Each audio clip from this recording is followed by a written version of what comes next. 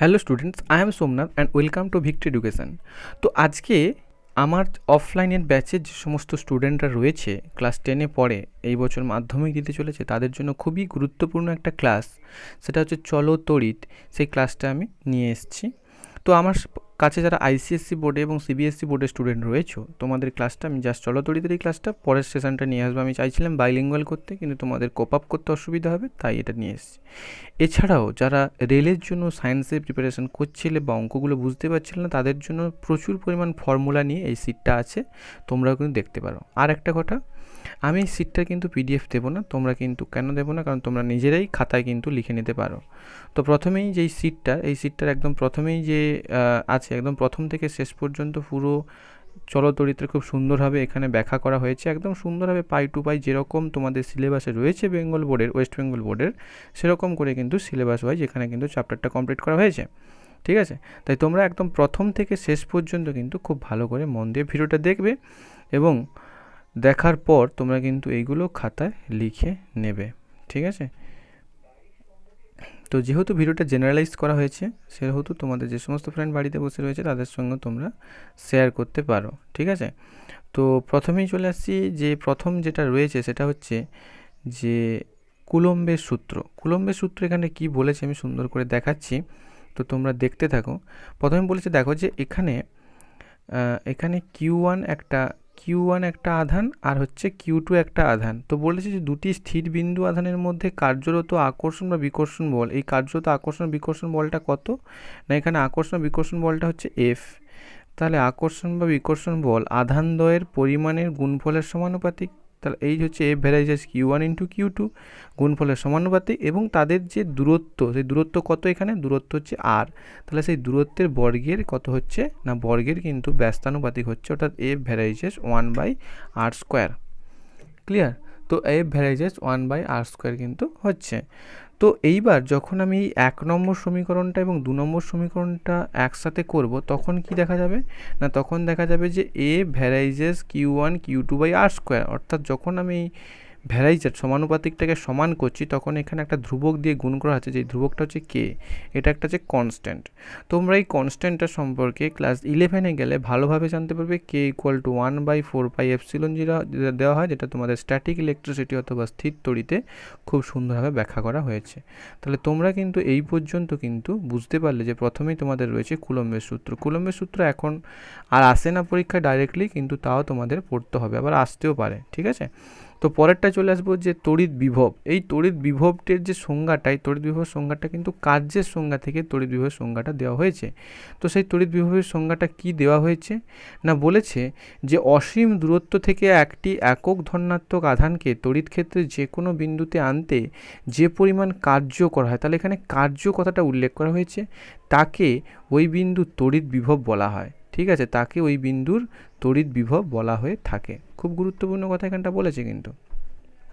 তাহলে তড়িৎ বিভবের ফর্মুলা, তোমরা এই ফর্মুলাটা কিন্তু রাইট ডাউন করে নেবে। ঠিক আছে, এই ফর্মুলা কিন্তু খাতায় লিখে নেবে, যে তড়িৎ বিভব ইকুয়াল টু কী হচ্ছে না, কৃতকার্য বাই হচ্ছে আধান। ক্লিয়ার? তাহলে তড়িৎ বিভব কী হলো, তড়িৎ বিভব সমান হচ্ছে কিন্তু কৃতকার্য ডিভাইডেড বাই আধান। নেক্সট বলছে, তাহলে এখান থেকে আর কি ফর্মুলা পাই আমরা না, আর ফর্মুলা পাই ভি ইকুয়াল টু ডব্লিউ/কিউ, অর্থাৎ W equal to V Q. দেখো কি সুন্দর করে নোটটা অর্গানাইজভাবে লেখা, তোমরা এইভাবে অর্গানাইজ করে নিজের খাতায় কিন্তু লিখে দেবে। ঠিক আছে, আর যদি কোনো প্রবলেম হয় আমার হোয়াটসঅ্যাপ নাম্বারে হোয়াটসঅ্যাপ করবে, আর তোমরা যারা স্টুডেন্ট রয়েছো আমার, তারা আমাকে সরাসরি কিন্তু ফোন করবে, আর বাড়িতে বসে এগুলো লিখে বারবার কিন্তু রিপিট করবে। এই সেশনটা জাস্ট পরেই কিন্তু আমি নিয়ে আসবো মাধ্যমিকের কোশ্চেন্স অ্যান্ড আনসার্স, যেগুলো পড়েছে, যত অঙ্ক পড়েছে সব। তোমরা জানো এখান থেকে কিন্তু মাধ্যমিকে 12 নাম্বার আসে, 12 নাম্বার এই চ্যাপ্টারটা থেকে, এই চ্যাপ্টার এবং আলো চ্যাপ্টার, দুটো চ্যাপ্টারে কিন্তু সর্বোচ্চ মার্কস থাকে। ঠিক আছে, তাহলে এখানে এবার এই যে ভির ইউনিটটা হচ্ছে volt, but volt equal to যেহেতু ডব্লিউ/কিউ, তার মানে জুল বাই কুলম, অর্থাৎ ভি ইকুয়াল টু বা ভোল্ট ইকুয়াল টু আমরা জুল পার কুলম কিন্তু লিখতে পারি। ওকে, এবার এই তীরচিহ্ন দেওয়া লেখা হয়েছে, এটা একটা স্কেলার রাশি, তাহলে এটা হচ্ছে কিন্তু একটা স্কেলার রাশি। অ্যান্ড এখানে কি মনে রাখবো না, তড়িৎ বিভবের এসআই একক কিন্তু হচ্ছে ভোল্ট, আর সিজেস একক স্ট্যাট ভোল্ট, আর স্ট্যাট ভোল্টের সঙ্গে ভোল্টের সম্পর্কটা এখানে দেওয়া আছে। তোমরা দেখতে পাচ্ছ যে 1 ভোল্ট ইকুয়াল টু হচ্ছে 1/300 ইএসইউ অর্থাৎ ইলেকট্রোস্ট্যাটিক ইউনিট। যেহেতু এটা স্ট্যাটিক তাই এটা স্ট্যাটিক ইউনিট, বা সিজিএস একক আমরা বলতে পারি যে স্ট্যাট ভোল্ট। ক্লিয়ার? আমরা কি বলতে পারি স্ট্যাট ভোল্ট। নেক্সট, এর মাত্রাটা তোমরা দেখে নেবে, মাত্রাটাও কিন্তু পরীক্ষায় প্রচুর আসে। এইটা হচ্ছে এর মাত্রা, ঠিক আছে, এইটা হচ্ছে কিন্তু এর মাত্রা। এইবার চলে আসছে বিভব পার্থক্য। বিভব পার্থক্য কাকে বলা হয়? তো প্রথমে জানলাম বিভব, আবার জানছি আমরা বিভব পার্থক্য। অর্থাৎ এখানে এই যে টার্মটা পার্থক্য, এর মানে বোঝাচ্ছে কি নিশ্চয়ই ছোট থেকে বড়র বা বড় থেকে ছোটোর একটা ডিফারেন্স বোঝাচ্ছে, একটা গ্যাপ বোঝাচ্ছে। তো সেই গ্যাপটা কি, যেখানে ছবিতে তোমরা দেখতে পাচ্ছ যে একটা উচ্চ বিভব একটা নিম্ন বিভব, অর্থাৎ একটা বেশি একটা কম। তো এই বেশি এবং কমের মধ্যে যে ডিফারেন্স, এই ডিফারেন্সটাই হচ্ছে কিন্তু বিভব পার্থক্য। এবার এটাকে যদি আমরা সংজ্ঞায় লিখি তাহলে কীরকম লিখব না, লিখব দুটি সমজাতীয় বা বিপরীত জাতীয় তড়িৎগ্রস্ত বস্তুর মধ্যে বিভবের যে পার্থক্য হয় তাকে ওদের বিভব প্রভেদ বা বিভব পার্থক্য বলা হয়। ঠিক আছে? দুটি সমজাতীয় বা বিপরীত জাতীয় তড়িৎগ্রস্ত বস্তুর মধ্যে বিভবের যে পার্থক্য হয় তাকে ওদের বিভব প্রভেদ বা বিভব পার্থক্য বলা হয়। ক্লিয়ার এই পর্যন্ত? তাহলে আমরা এটা বুঝতে পারলাম। নেক্সট জায়গায় চলে আসব। তাহলে এইবার দেখো একটা গুরুত্বপূর্ণ বলা হয়েছে, গুরুত্বপূর্ণ অনলাইনে দিয়েছি, সেটা হচ্ছে পৃথিবীর তড়িৎ বিভবের মান কত হয়? 0 হয়। পৃথিবীর কি তড়িৎ বিভবের মান 0 হয়। ঠিক আছে, পরেরটায় যাচ্ছি। বলছে কি তড়িৎ চালক বল। তড়িৎ চালক বল কাকে বলা হয়ে থাকে? যে কারণে, অর্থাৎ যে কজটার জন্য বা যে কারণে তড়িৎ বর্তনীর কোনো অংশে রাসায়নিক শক্তি বা অন্য কোনো শক্তি কি হচ্ছে না, অন্য কোনো শক্তিতে রূপান্তরিত বিভব পার্থক্যের সৃষ্টি হয় তাকে তড়িৎ চালক বলা হয়। অর্থাৎ ঠিক যে কারণটার জন্য রাসায়নিক শক্তি থেকে তড়িৎ শক্তিতে রূপান্তরিত হবে, যেটা আমরা কি দেখি না ইলেকট্রোলাইসিস সেলে বা ব্যাটারি যাকে বলা হচ্ছে, বিভিন্ন প্রকার ব্যাটারিতে কিন্তু আমরা এটা দেখতে পাই। তো অ্যাকচুয়ালি তড়িৎচালক বল কিন্তু বল নয়। দেখো এখানে বলাই হয়েছে যে তড়িৎ কোষ, ডায়নামো ইত্যাদি ক্ষেত্রে কিন্তু বলা হয়েছে। অর্থাৎ ডায়নামোতে কী হয় না, ডায়নামোতে যান্ত্রিক শক্তি থেকে তড়িৎ শক্তিতে রূপান্তরিত হয়, আর তড়িৎ কোষে কী হয় না রাসায়নিক শক্তি কিন্তু তড়িৎ শক্তিতে রূপান্তরিত হয়। ক্লিয়ার? এবার এর হচ্ছে যে এসআই ইউনিট কি না, এর এসআই ইউনিট হচ্ছে কিন্তু ভোল্ট। ক্লিয়ার? এইবার যে নেক্সট কোশ্চেনটা বলেছে সেটা কি না, কোনো কোষের তড়িৎচালক বল 1.5 ভোল্ট বলতে কী বোঝো? কোনো কোষের তড়িৎচালক বল 1.5 ভোল্ট বলতে কী বোঝো? ক্লিয়ার? কি বুঝি তাহলে? এইবার দেখো এখানে একটা আমি কথা বলে দিই যে এই যে ভোল্টটা দেওয়া আছে, এই ভোল্টটার সমানও কিন্তু কি হচ্ছে না জুল ডিভাইডেড বাই কুলম। এই ভোল্টটার সমানও কিন্তু কি লিখতে পারি, জুল ডিভাইডেড বাই কুলম। তার মানে এখানে এই 1.5 ভোল্ট বলতে সেটাই বুঝি যে কোষটির ধনাত্মক মেরু থেকে ঋণাত্মক মেরুতে 1 কুলম তড়িৎ আধান নিয়ে যেতে কৃতকার্যের পরিমাণ কত হবে না 1.5 জুল। ঠিক আছে, এইবার আমরা চলে যাব নেক্সট কোশ্চেন। এই অবধি প্রত্যেকের বোঝা যাচ্ছে? যাদের বোঝা যাচ্ছে না তারা ভিডিওটিকে রিপিট করে দেখতে থাকো অথবা আমায় ফোন করতে পারো। ঠিক আছে, 10 নম্বর প্রশ্নটা খুব গুরুত্বপূর্ণ। এটা মাধ্যমিকের 17, 18 এবং 18তে আসেনি, 17, ঠিক আছে, 16 এবং 13তে কিন্তু এসছিল যে বিভব পার্থক্য এবং তড়িৎচালক বলের মধ্যে পার্থক্য কী।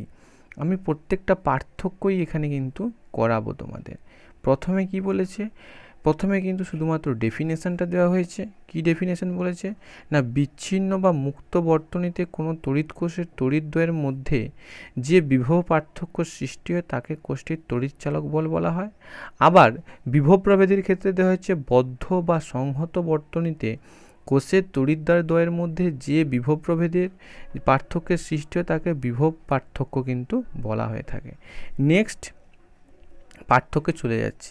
এখানে একটা কথা বলি, যদি 2 নম্বরের দেয়, 2 নম্বরের কোশ্চেন দেয় তাহলে তোমরা কিন্তু 4টে পার্থক্য দেবে। আবার যদি 3 নম্বরে তো দেবেই না, 2 নম্বরই দেবে, তো সেক্ষেত্রে তোমরা 4টে পার্থক্য দেওয়ার চেষ্টা করবে। ঠিক আছে, তো পার্থক্যগুলো তোমরা কিন্তু এখান থেকে দেখে নেবে। এবার চলে যাচ্ছি আমি তড়িৎ প্রবাহ মাত্রা। তড়িৎ প্রবাহ মাত্রা কি বলছে না, তড়িৎ প্রবাহ মাত্রা বলছে পরিবাহী যে কোনো প্রস্থচ্ছেদ জিনিসটা তোমরা বোঝো একটু, যে এরকম ধরো একটা কন্ডাক্টর মানে পরিবাহী মানে তার আর কি।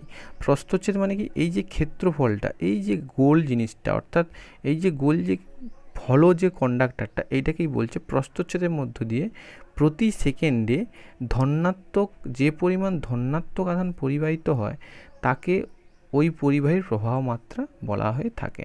তাহলে প্রবাহ মাত্রা সমান কি লিখতে পারি আমরা, না প্রবাহ মাত্রা আমরা লিখতে পারি যে আধান বাই সময়। কেন না, প্রতি সেকেন্ডে যে পরিমাণ আধান প্রবাহিত হচ্ছে সেটা হচ্ছে তার আধান, এবং তাকে আমি কি করব না সময় দিয়ে ভাগ করব। অর্থাৎ আই ইকুয়াল টু কী হবে না, আই ইকুয়াল টু হয়ে যাবে কিন্তু কিউ ডিভাইডেড বাই টি। এটাও একটা ফর্মুলা, এখান থেকেও কিন্তু খুব কোশ্চেন পড়ে। অর্থাৎ আমি এখানে আর কি বলতে পারি, আর বলতে পারি Q equal to I T. এবার একটা কোশ্চেন মাধ্যমিকে প্রায় পড়ে, সেটা হচ্ছে যে 1 ইএমইউ ইকুয়াল টু কত অ্যাম্পিয়ার, না 1 ইএমইউ ইকুয়াল টু 10 অ্যাম্পিয়ার, অথবা 10 অ্যাম্পিয়ার ইকুয়াল টু 1 ইএমইউ। এবার চলে আসছে এর এসআই ইউনিট। এর এসআই ইউনিট কি, এর এসআই ইউনিট হচ্ছে অ্যাম্পিয়ার, সিজিএস একক হচ্ছে ইএমইউ। অ্যামমিটারের সাথে তড়িৎ প্রবাহ মাত্রা মাপা হয়। এটাও কিন্তু বারবার 1 নম্বরের কোশ্চেন প্রায় কিন্তু মাধ্যমিক পরীক্ষায় জিজ্ঞাসা করে যে তড়িৎ প্রবাহ মাত্রা কার সাহায্যে মাপা হয়। তড়িৎ প্রবাহ মাত্রা মাপা হয় অ্যামমিটারের সাহায্যে। আবার আমি একটু ওপরে চলে যাচ্ছি, এই যে দেখো এখানে একটা লেখা আছে যে তড়িৎ চালক বল মাপা হয় পোটেনশিওমিটারের সাহায্যে, ঠিক আছে, এবং বিভব প্রভেদ পরিমাপ করা হয় ভোল্টমিটারের সাহায্যে। তাহলে বিভব প্রভেদ পরিমাপ করা হয় ভোল্টমিটারের সাহায্যে, আর পোটেনশিওমিটারের সাহায্যে তড়িৎ চালক বল কিন্তু পরিমাপ করা হয়। আচ্ছা, এই যে তড়িৎ প্রবাহটা দেখো, চলে আসবো তড়িৎ প্রবাহ মাত্রায়। তো এখানে দু প্রকার আছে প্রবাহ মাত্রা, একটা হচ্ছে সমপ্রবাহ আর একটা আছে কিন্তু পরিবর্তী প্রবাহ, ঠিক আছে। তো সমপ্রবাহ কাকে বলছি আর পরিবর্তী প্রবাহ কাকে বলছি, না সমপ্রবাহের ক্ষেত্রে দেখতে পাচ্ছি যে এই ধরনের প্রবাহের অভিমুখ সর্বদা একই দিকে হয়, যাকে আমরা ডিসি কারেন্ট বলে থাকি বা ডাইরেক্ট কারেন্ট। অর্থাৎ আমরা যে ব্যাটারিতে যে সমস্ত যে কারেন্টটা ইউজ করি সেটা হচ্ছে কিন্তু ডাইরেক্ট কারেন্ট বা ডিসি কারেন্ট কিন্তু বলছি। এবং পরিবর্তী প্রবাহের ক্ষেত্রে আমরা ডেফিনেশনটা এখানে দেখতে পাচ্ছি যে বলছে কি না, ডেফিনেশনটা এখানে বলছে যে এর অভিমুখ একটি নির্দিষ্ট সময় অন্তর পরিবর্তন হয়, যেটাকে আমরা কি বলছি, এটাকে আমরা কিন্তু অল্টারনেট কারেন্ট বলছি, অর্থাৎ এসি বলছি। এটা আমাদের দৈনন্দিন বাড়িতে কিন্তু ব্যবহার করা হয়ে থাকে বা গৃহস্থলীর বৈদ্যুতিক জিনিসপত্র যে থাকে সেখানে ব্যবহার হয়ে থাকে। এবার আমরা গুরুত্বপূর্ণ একটা সূত্রে আসছি, যে সূত্রটা খুবই গুরুত্বপূর্ণ। সেই সূত্রটা হচ্ছে ওহমের সূত্র, ঠিক আছে। তো ওহমের সূত্র কিন্তু ওয়েস্ট বেঙ্গল বোর্ডের জন্য খুব ইম্পর্টেন্ট, এবং এখান থেকে শুধুমাত্র ওহমের সূত্র ডাইরেক্টলি নয়, প্রচুর অঙ্ক পড়ে এবং অন্যান্য কোশ্চেনও কিন্তু প্রচুর পরিমাণে আসে।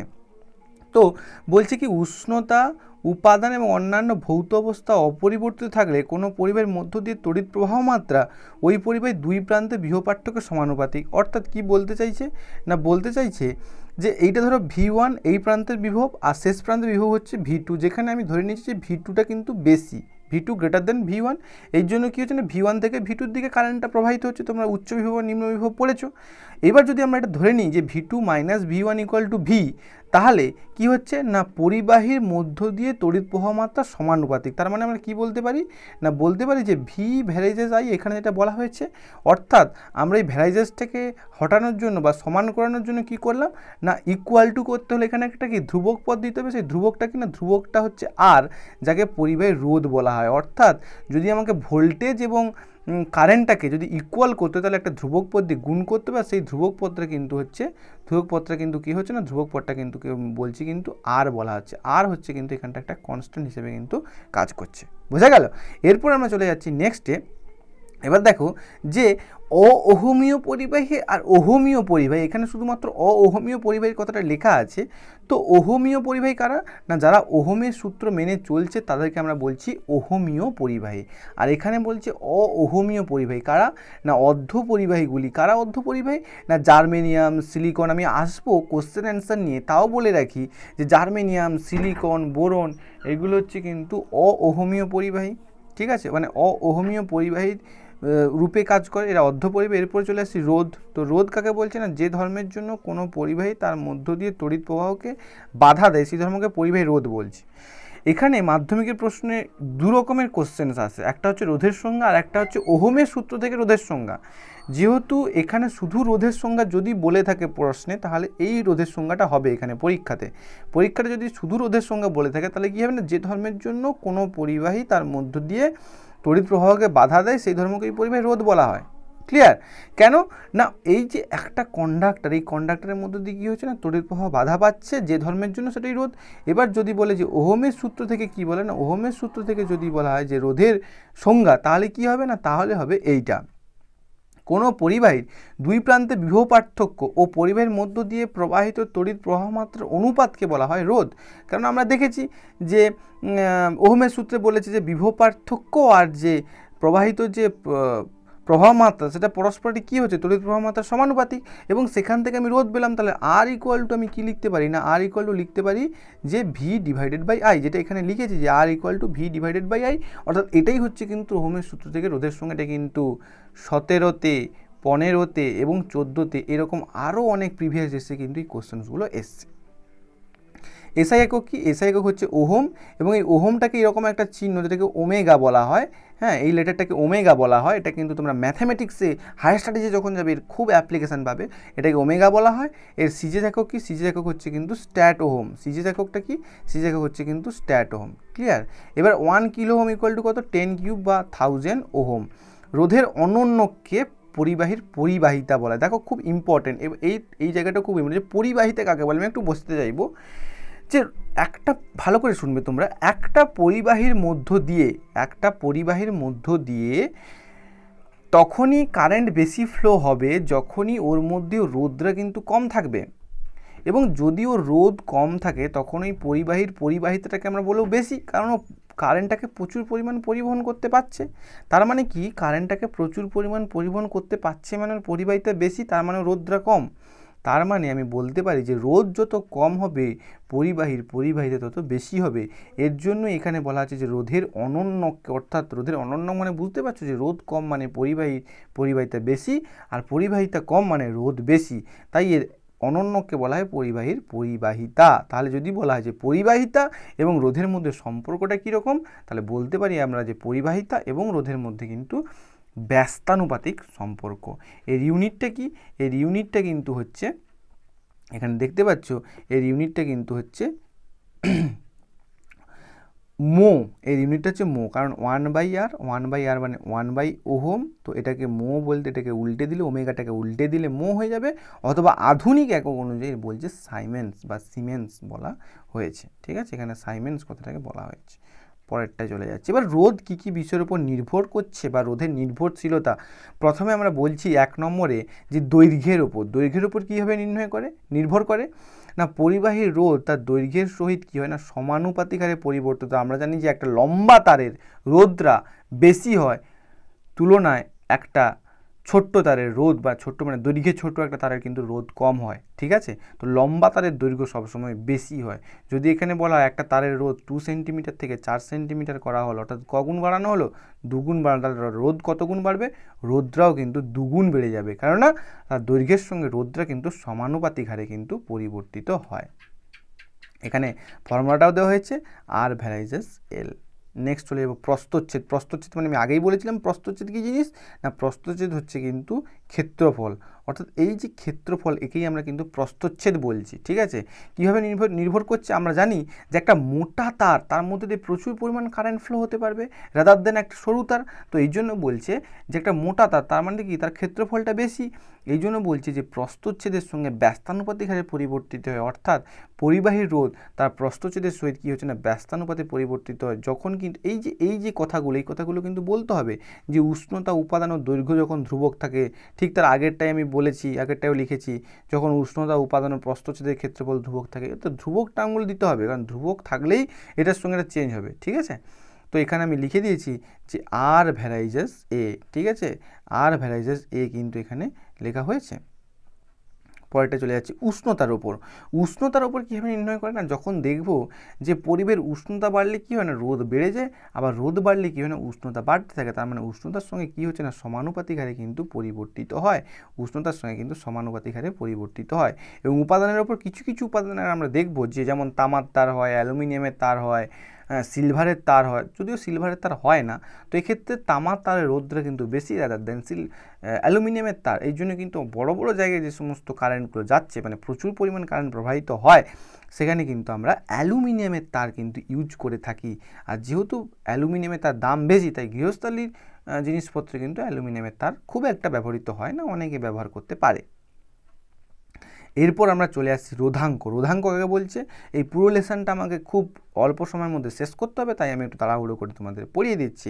রোধাঙ্ক কাকে বলছে না, একক দৈর্ঘ্য এবং একক প্রস্থচ্ছেদ বিশিষ্ট কোনো রোধকে, এখানে কোনো পরিবাহী রোধকে হবে, যাই হোক, তো তোমরা একটু কারেকশন করে নিও। একক দৈর্ঘ্য একক প্রস্থচ্ছেদ বিশিষ্ট কোনো পরিবাহী রোধকে ওই পরিবাহী রোধাঙ্ক বলা হয়। কেন এটা বলছে বা কী জিনিসটা, দেখো আমরা যখন রোধের নির্ভরশীলতা বলছিলাম তখন এইটা বলেছিলাম যে আর ভ্যারাইজেস এল, আর বলেছিলাম আর ভ্যারাইজেস 1/a। যখন এই দুটোকে আমরা কম্বাইন করব তখন কি পাবো না, আর ভ্যারাইজেস L/a, অর্থাৎ R equal to rho into L/a। এই যে রোটা, এই রোটাকে বলা হচ্ছে রেজিস্টিভিটি বা রোধাঙ্ক বলা হয়। অর্থাৎ এই রোটার সমান আমরা কি লিখতে পারি, রো সমান লিখতে পারি RA/L। রো সমান লিখতে পারি যে RA/L, অর্থাৎ এটাই হচ্ছে কিন্তু, এটাকেই আমি বলছি কিন্তু পরিবাহীর রোধাঙ্ক।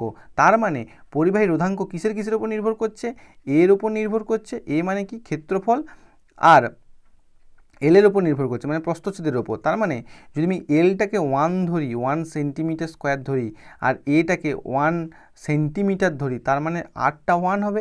সেখান থেকে এই সংজ্ঞাটা বা এই ডেফিনেশনটার কিন্তু উৎপত্তি, যে একক দৈর্ঘ্য এবং একক প্রস্থচ্ছেদ বিশিষ্ট কোনো রোধকে, কোনো পরিবাহীর রোধকে ওই পরিবাহীর রোধাঙ্ক বলা হয়ে থাকে। এর ইউনিটটা দেখে নেব। ইউনিটটা প্রচুরবার মাধ্যমিকে কিন্তু জিজ্ঞাসা করেছে। একটা হচ্ছে ওহম মিটার, আর সিজের একক হচ্ছে ওহম সেন্টিমিটার। এবার রোধাঙ্কের অনন্যকে পরিবাহিতাঙ্ক বলে। দেখো রোধাঙ্কটা কার হচ্ছে, নিশ্চয়ই একটা পরিবাহী রোধাঙ্ক হচ্ছে। রোধাঙ্কটা কাকে ডিনোট করছে, রোধকে ডিনোট করছে, আমরা দেখতে পাচ্ছি সংজ্ঞা অনুযায়ী। তার মানে রোধাঙ্ক যার বেশি তার রোধটা বেশি, আর রোধ বেশি মানে কি, পরিবাহিতাঙ্ক কম।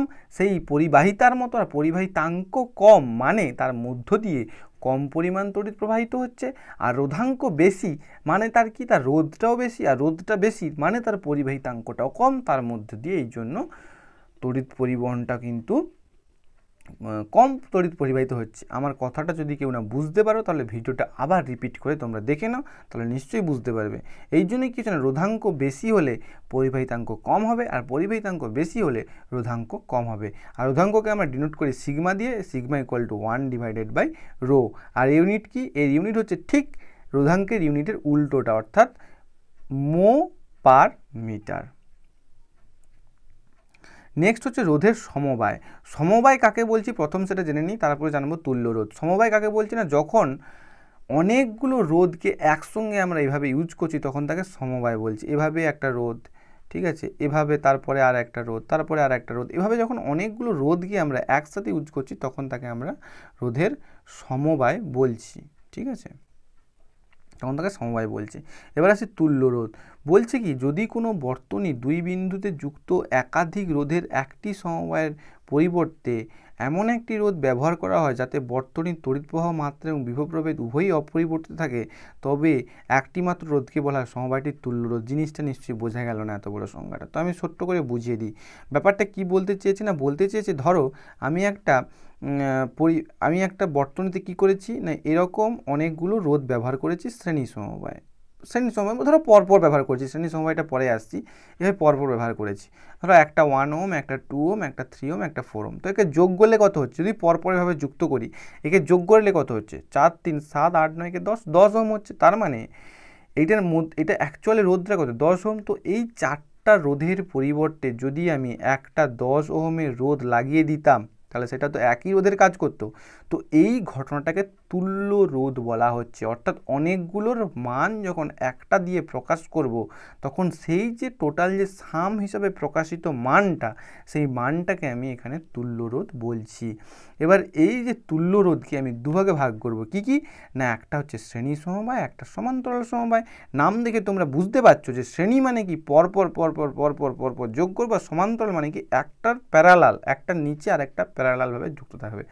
তো চলো দেখা যাক। তো প্রথমে সমান্তরাল সমবায়টা নিচে, সমান্তরালের ছবিটা তোমরা দেখতে পাচ্ছ যে এখানে ছবিটার বিশেষত্বটা কি না, R1 R2 R3 তিনটে রোধেরই উৎস এবং দুটো, একটা উৎস এবং শেষ প্রান্ত অর্থাৎ সোর্স অ্যান্ড এন্ডিং পয়েন্টটা কিন্তু দুটো কিন্তু একই, দুটো কিন্তু সেম।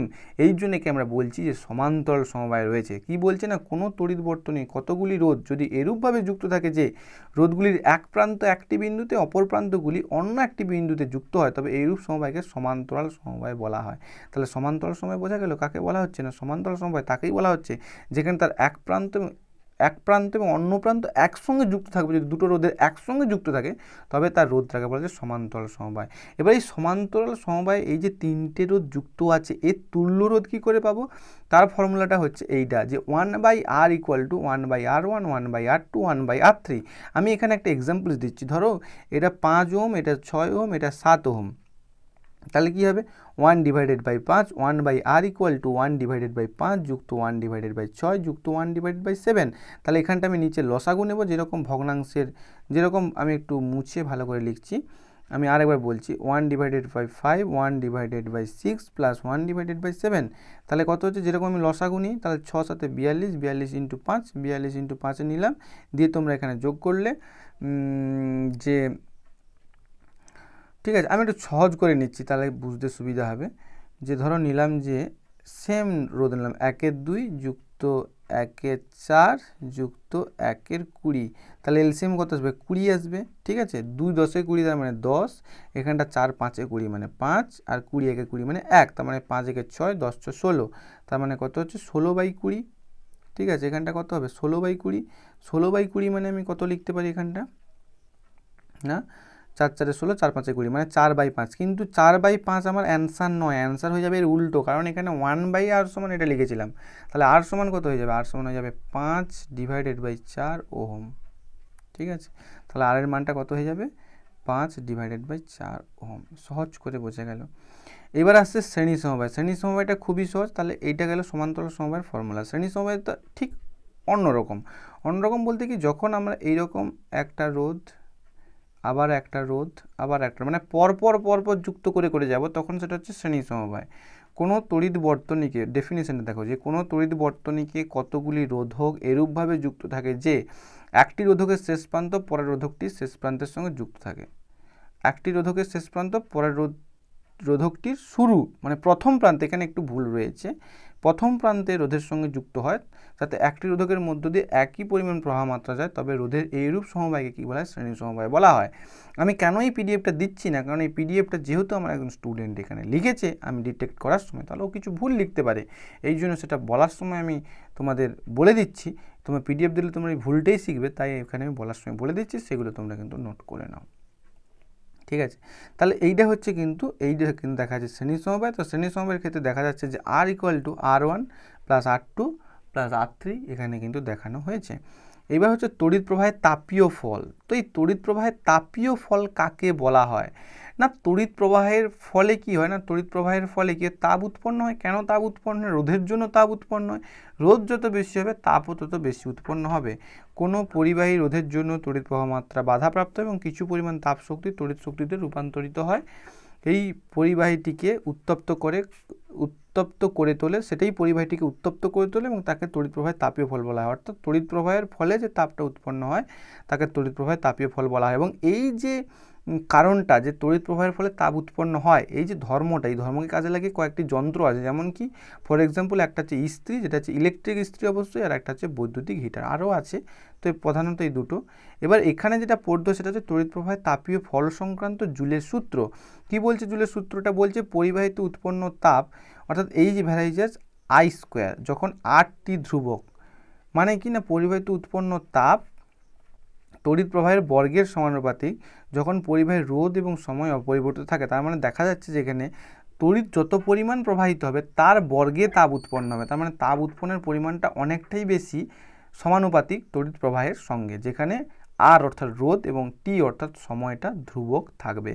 পরেরটায় চলে যাচ্ছি। পরেরটায় কি বলছে, না পরেরটায় বলছে যে পরিবাহিত উৎপন্ন তাপ তড়িৎ পরিবাহী রোধের সঙ্গে সমানুপাতিক যখন পরিবাহীর প্রবাহ মাত্রা সময় পরিবর্তিত থাকে। আমরা এটা আগেও জেনেছি যে টেম্পারেচারের সঙ্গে রোধের একটা সমানুপাতিক সম্পর্ক, অর্থাৎ যদি রোধ বাড়ে টেম্পারেচার বাড়ে, তাহলে অর্থাৎ তাপ বাড়লে কী হবে, রোধ বাড়বে, আর রোদ যদি বেশি থাকে তাহলে তাপটাও কিন্তু বেশি পরিমাণ উৎপন্ন হবে, যেখানে আই এবং টিটা কিন্তু ধ্রুবক থাকে।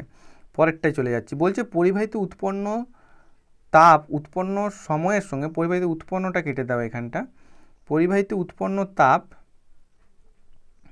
সময়ের সঙ্গে সমানুপাতিক যখন রোধ এবং প্রবাহমাত্রা অপরিবর্তিত থাকে। একদমই ঠিক লেখা হয়েছে যে যখন হচ্ছে সময়ের সঙ্গে কিন্তু সমানুপাতিক, যত বেশি সময় ধরে প্রবাহিত হবে তড়িৎরা তত বেশি কিন্তু কি উৎপন্ন হবে, তাপ উৎপন্ন হবে। ঠিক আছে, বোঝা গেল? তো যত বেশি সময় ধরে কিন্তু তড়িৎ প্রবাহিত হবে তত বেশি সময় ধরে কিন্তু তাপ উৎপন্ন হবে। এবার এই তিনটেকে যখন আমরা কম্বাইন করব তখন কি আসবে না, এইচ ভ্যারাইসেস আই স্কোয়ার আর টি, এবং এইটাই কিন্তু আমাদের ফর্মুলাতে লাগে। যদি বলা হয় যে আই দেওয়া থাকে, আর মানে রোধ দেওয়া থাকে, আর সময় দেওয়া থাকে, তাহলে যদি বলে যে জুলে মান বের করতে, তাপের যে উৎপন্ন তাপটা জুলে বের করতে, তখন এই ফর্মুলাটা কাজে লাগে যে এইচ সমান আই স্কোয়ার আর টি। আর যদি বলে তোমাকে ক্যালোরিতে বার করতে, তখন H equal to I square R T divided by J. এই জের মানটা কত না, জের মানটা হচ্ছে 4.2। ঠিক আছে, এইবার চলে আসছি খুব গুরুত্বপূর্ণ একটা সংজ্ঞাতে, সেটা হচ্ছে তড়িৎ ক্ষমতা। বৈদ্যুতিক কার্য করার হারকে আমরা শুধু ক্ষমতা জানি যে কার্য করার হারকে, আর তড়িৎ ক্ষমতা হচ্ছে বৈদ্যুতিক কার্য করার হারকে বলা হয়। বৈদ্যুতিক কার্য মানে কি, বৈদ্যুতিক কার্য মানে হচ্ছে ডব্লিউ বাই টি, অর্থাৎ ডব্লিউকে যখন টি দিয়ে ভাগ করব তখন তাকে আমরা বলবো তড়িৎ ক্ষমতা। তাহলে তড়িৎ ক্ষমতা কি হবে না, ডব্লিউ ইকুয়াল টু কি জানি আমরা, ডব্লিউ মানে কার্য, তাকে টি দিয়ে ভাগ করছি। ডব্লিউর ইউনিট কি, ডব্লিউর ইউনিট হচ্ছে জুল, আর টির ইউনিট কি সেকেন্ড, তার মানে এর ইউনিট হচ্ছে জুল পার সেকেন্ড, যাকে আমরা ওয়াট বলছি। অর্থাৎ 1 সেকেন্ডে 1 জুল কার্য শক্তি সম্পন্ন কোনো তড়িৎ যে বস্তু তাকে আমরা তার ক্ষমতাটাকে আমরা বলছি ওয়াট বলা হচ্ছে। তো এখানে একটা ট্রান্সফরমেশান দেওয়া হচ্ছে, অর্থাৎ ইউনিটগুলোর ট্রান্সফরমেশান। এখানে দেখতে পাচ্ছি যে W equal to W by T তড়িৎ ক্ষমতা সমান, আবার W equal to V Q, তার মানে আমরা লিখতে পারি যে ভি কিউ বাই টি, তার মানে আবার Q equal to I T, তার মানে আমরা লিখতে পারি যে ভি আই। এই ফর্মুলাটাও ইম্পর্টেন্ট যে W equal to P equal to V I, তাহলে পি ইকুয়াল টু ভি আইও এখানে লিখতে পারি। আবার P equal to V square by R লিখতে পারি, কেন না আই ইকুয়াল টু আবার কী হচ্ছে ভি বাই আর, তার মানে হচ্ছে ভি স্কোয়ার বাই। এই ফর্মুলাটা কিন্তু মাথায় রাখবে, এই ফর্মুলাটা খুব ইম্পর্টেন্ট, এবং এখান থেকে প্রচুর পরিমাণ কোশ্চেন আসবে এরকম যে 220 ভোল্ট 100 ওয়াট একটা বাল্বের তুমি রোধ বা রেজিস্ট্যান্স তুমি ক্যালকুলেট করো, তখন এই ফর্মুলাটা লাগবে যে P equal to V square by R.